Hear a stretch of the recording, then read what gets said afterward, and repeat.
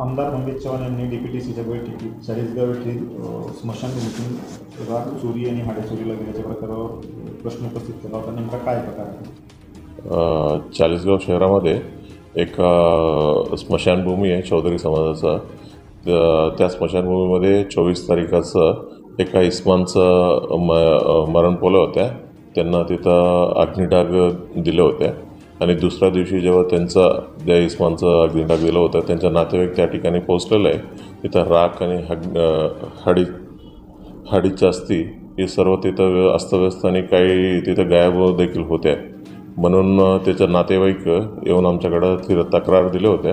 तक्रार दिल्यावर कालच्या दिवशी आम्ही FIR कलम 301 BNS अनुसार FIR दाखल केलेला आहे.